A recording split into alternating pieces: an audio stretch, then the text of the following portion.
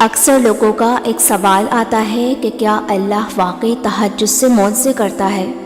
اور ہم یہ کیسے جان سکتے ہیں کہ اللہ تعالیٰ ہماری تہجد کی مانگی دعاؤں پر راضی ہے یا نہیں؟ وہ ایسی کون سی نشانیاں ہیں؟ تو سنو، اللہ تعالیٰ خود فرماتا ہے کہ بھلا کون ہے جو بے قرار کی التجا کو قبول کرتا ہے، اور کون اس کی تکلیف کو دور کر دیتا ہے، اور بھلا کون ہے جو ہواؤں کو اپنی رحمت کے آگے خوشخبری بنا کر بھیجتا ہے۔ یہ سب اللہ ہی تو کرتا ہے، تو اللہ کے سوا کیا کوئی اور معبود بھی ہے تمہارا؟ ہرگز نہیں، مگر تم کم غور کرتے ہو۔ یاد رکھو کہ خدا کی خدائی کا کارخانہ تو اتنا وسیع و عظیم ہے کہ اس کی ساری وسعتوں کا تصور تم کبھی جان نہیں سکتے۔ دیکھو، اگر آج تمہاری زندگی میں کچھ ایسا ہو رہا ہے جو تمہیں تکلیف میں ڈالے ہوئے ہے، اور کسی من پسند چیز کا نہ ملنا تمہیں بے چین رکھتا ہے، اور تمہارا دل شدت سے کسی معجزے کی تلاش میں رہتا ہے، تو یاد کرو وہ وقت جب ایک مدت تک نبی کریم صلی اللہ علیہ وسلم پر وحی کا نزول بند رہا، تو لوگ انہیں طعن و تشنی کا نشانہ بناتے تھے کہ تمہارا محبت کرنے والا اللہ تو تمہیں بھول گیا ہے۔ اس وقت آپ صلی اللہ علیہ وسلم پر اس قدر شدید غم کی کیفیت طاری تھی کہ بعض اوقات تو آپ صلی اللہ علیہ وسلم پہاڑوں کی چوٹیوں پر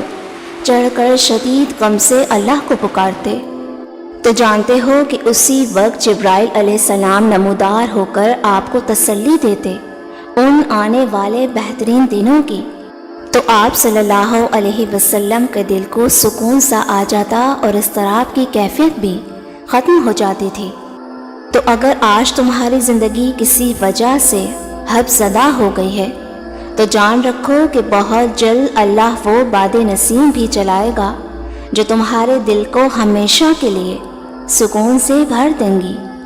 اور جانتے ہو کہ قبولیت دعا کا ایک طریقہ یہ بھی ہے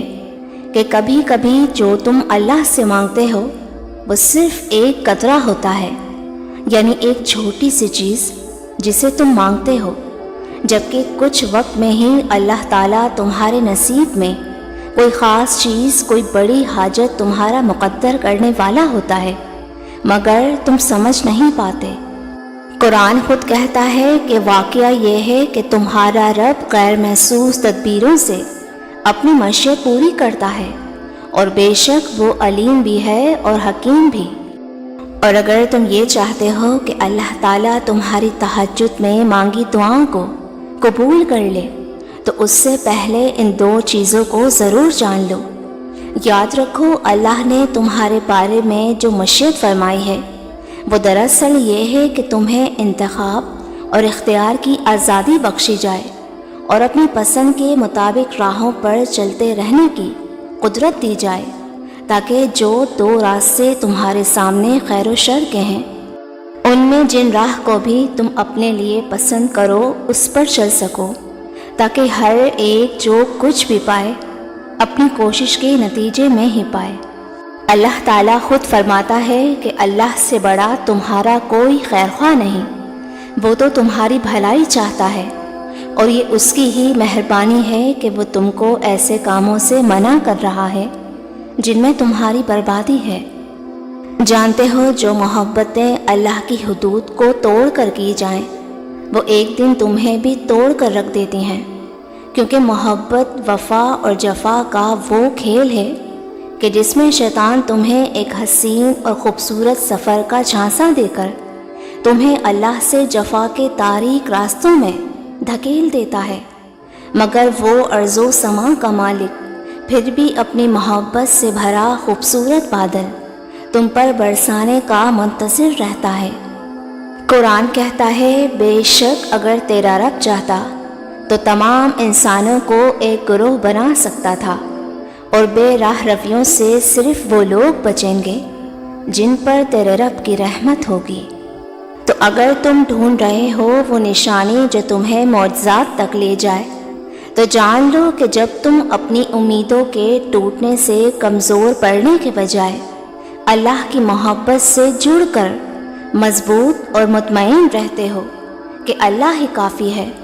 تو وہ رحمان تمہاری زندگی میں حیران کن معجزوں کی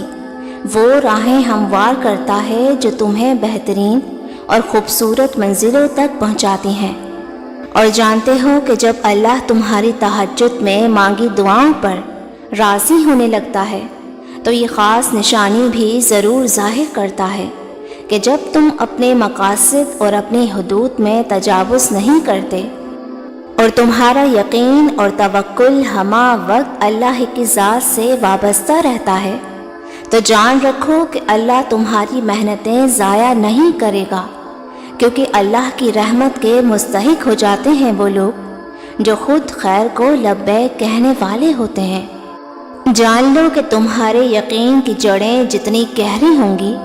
تمہارے رب کی عطائیں اتنی ہی ثمردار ہوں گی۔ مطمئن ہو جاؤ، تمہارے سجدے اور تمہارے آنسو ان قریب تمہاری متلاشی نگاہوں کو وہ نظارے کروائیں گے جن کی تم تمنا رکھتے ہو۔ بہت جلد وہ مہربان اپنی رحمت کے تمام اسباب بنا کر اپنی عطاؤں کے خزانے تمہارے قدموں میں ڈھیر کر دے گا، جو تمہاری زندگی کو خوبصورت رنگوں سے بھر دیں گے انشاءاللہ۔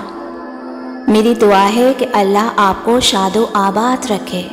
آمین۔ ویورز، ویڈیو اچھی لگی ہو تو مجھے لائک اینڈ کامنٹ کر کے ضرور بتائیے گا۔ جزاک اللہ۔